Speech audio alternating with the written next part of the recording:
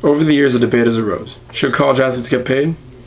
Throughout the years, college athletes have been exploited by Nike, Adidas, and sports media outlets everywhere.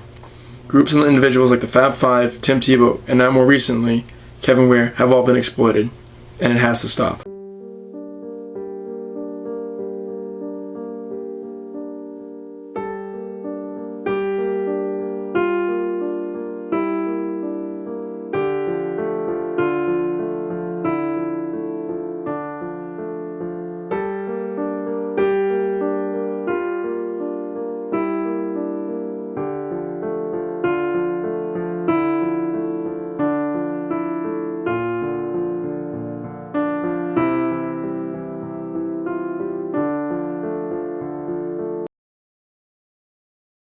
I caught up with Dr. Keith Struther to get his opinion on this controversial topic.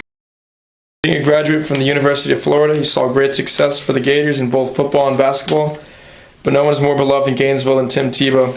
Could you give me a couple thoughts about the money he brought in for Florida in his tenure?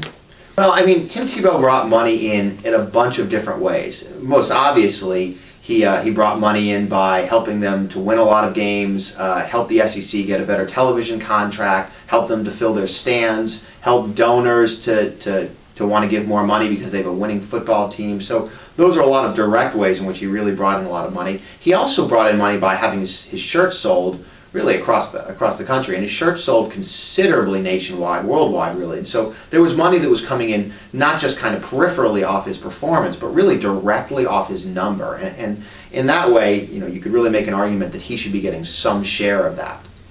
Do you believe that athletes should get their money kind of like saved up for them until their senior year, and once they make it into the NFL, they get jersey sales? I don't even think you need to make it make it dependent on them getting to their senior year. I think if people are actually generating revenue and there's a model by which you could figure out how to compensate them fairly, I think they should probably do that. I don't think it has to be saved. I don't think we need a carrot necessarily to force student athletes to stay in school. I think that kind of defeats the whole purpose. What about Joel Bauman, the Minnesota wrestler who could lose his eligibility for using his name to sell his song? Is that fair? Is it fair that the NCAA kind of owns his name and he can't do anything about that? It's not fair, but unfortunately it's legal. And so one of the things that's probably very difficult about this is when students come and they sign a letter of intent and they say they're going to play athletics for a school, they're essentially signing off everything, their likeness and so forth. And they're doing it when they're 17 years old. And that's a decision that very few 17-year-olds, besides those that are going off to the military, are forced to make. And I think that might be part of the process that really needs to be reevaluated, that a school can come into some kid's house and a kid will be sitting there with nothing other than his parents, no lawyers, no anything, and essentially signing away his or her likeness for a long period of time. And I think that's probably part of the process that we should really reevaluate.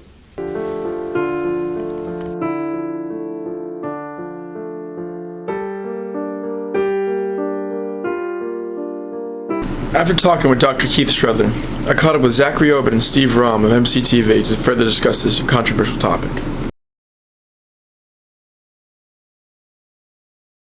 And my question for you two today is, do you believe that college athletes should be paid? Stephen J.? It's a very controversial topic now in college sports with all the cheating scandals and players receiving benefits when they're supposed to be amateurs. But honestly, Justin, I believe college athletes deserve to be paid at this stage in the game. A full scholarship is just not enough money to compensate these athletes for the spotlight and the pressure that they're under, for all the practice that they undergo throughout the year. College athletes back in the 60s and 70s, they would also get full scholarships. That's when the NCAA first allowed them to get athletic scholarships. And that was great at the time. But that was when there was very little money in college sports. Now the money's in the millions and billions in terms of TV contracts, and all these athletes are still getting is the full scholarship. So yes, Justin, I do believe they deserve to be paid. And furthermore, building upon what Stephen J. just said, the idea of amateurism is something that's fairly been abandoned in college sports, whereas these students are no longer amateurs. As we speak to these multi-billion-dollar deals and these ludicrous amounts of money coming in, this idea that there are amateur athletes out there competing on a non-professional stage is just simply disregardable, as they're on our national TVs in our homes. These are not average college students. They are not going to class. They are not amateurs, and therefore they should not be treated as such.